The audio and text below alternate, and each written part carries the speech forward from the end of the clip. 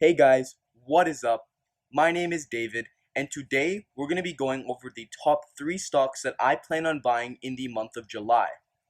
Now, these 3 stocks are ones that are not covered much by mainstream financial YouTubers, so at the very least, you should stick to the end of the video, and you'll have 3 stocks to add to your watch list and potentially look into further. Without further ado, let's get into the first of these 3 picks.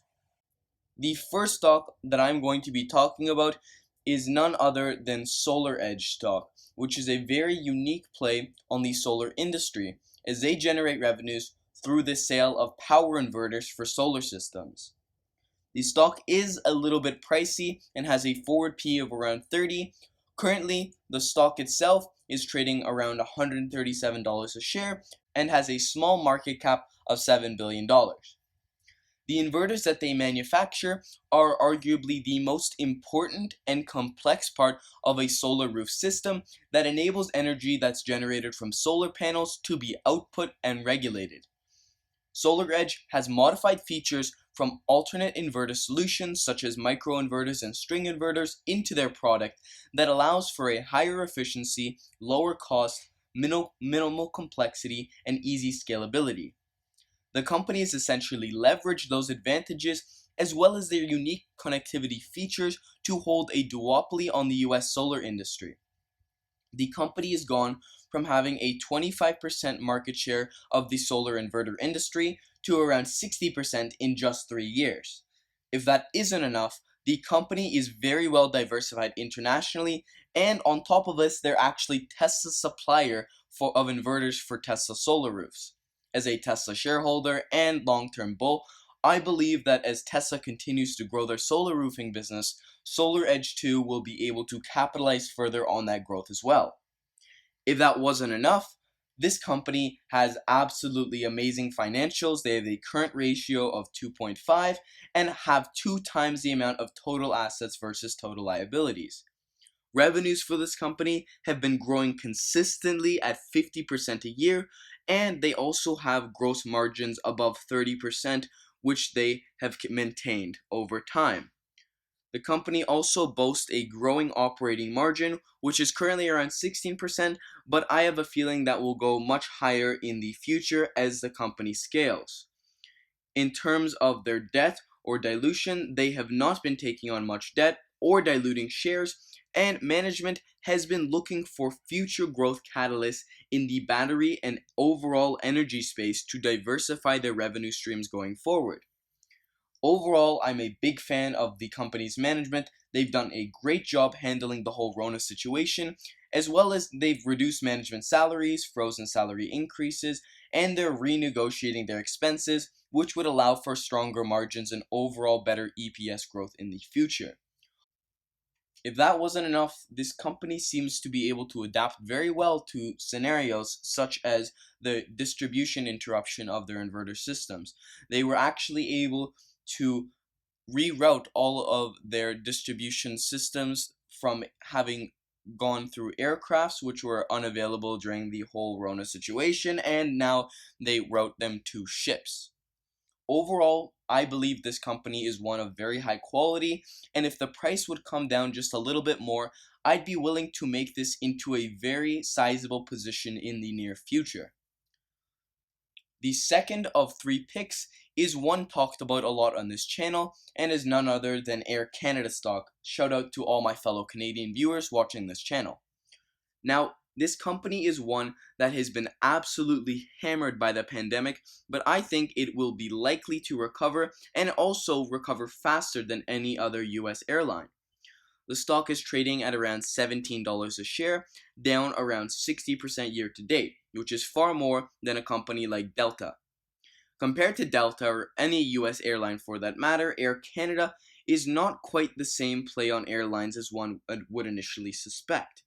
The company has a much better balance sheet in terms of their current ratio and total asset to liability ratio, much less competition due to their operations in Canada, which allows them to operate a duopoly with WestJet, and Air Canada has a lack of share buybacks and unnecessary spending due to a high level of managerial understanding of their business.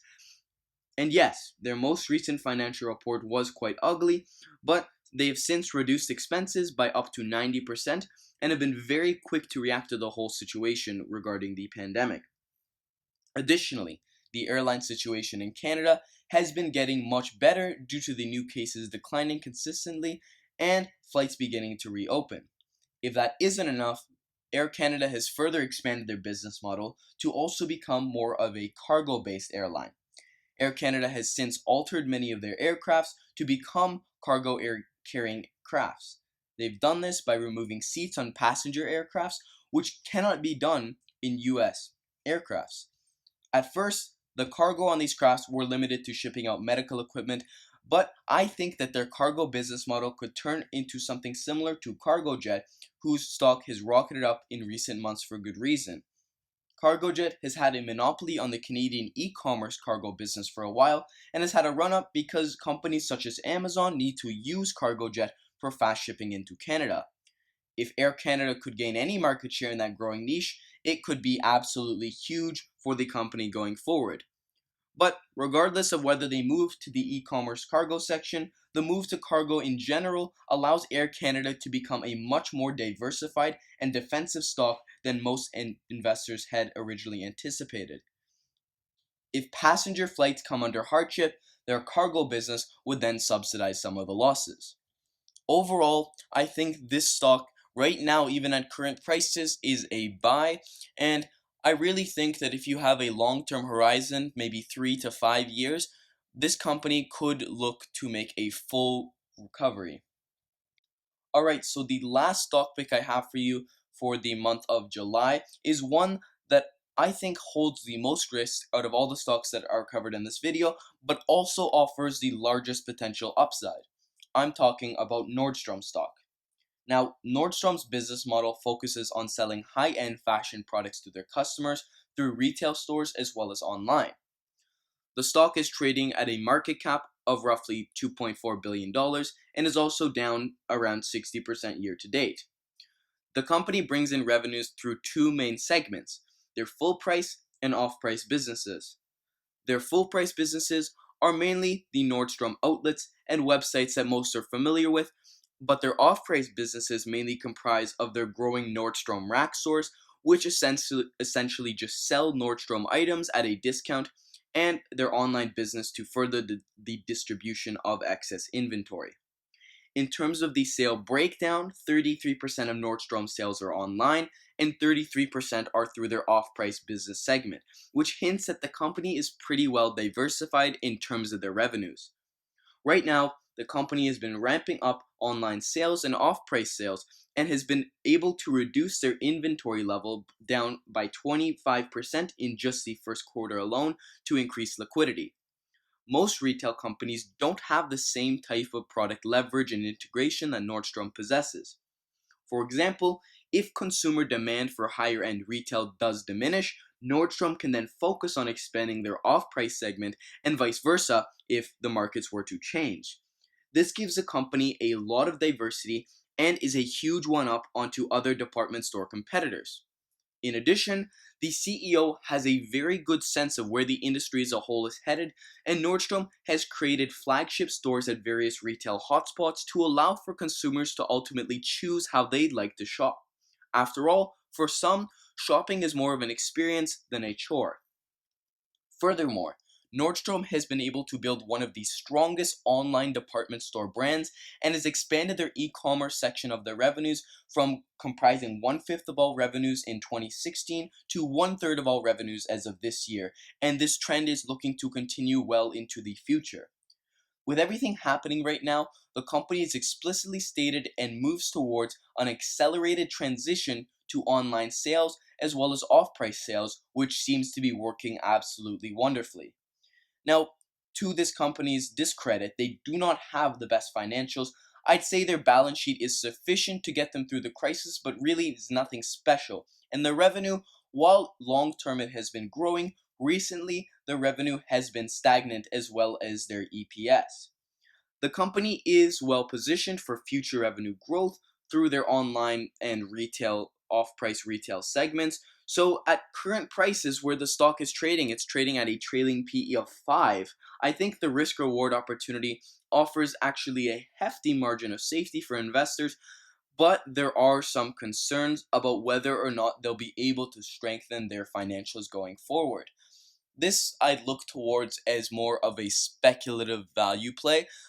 I don't think this is a good time to build a large position in this company, but I think it's one to keep a very close eye on, because if next quarter we start to see that they really are able to execute on what they say, the off-price and online segments of their business could be a huge catalyst for the company going forward to assert their dominance in the department store section. So for this one, if you'd like, I'd say this might be a good time to start a position considering it's almost at its lows, but definitely one to keep your eye on for the future. Alright guys, so that is going to wrap up today's video. As always, if you enjoyed, please be sure to like and subscribe to the channel, and of course let me know down in the comments what stocks you're planning on buying in the month of July. With that, please be sure to do your due diligence and invest intelligently.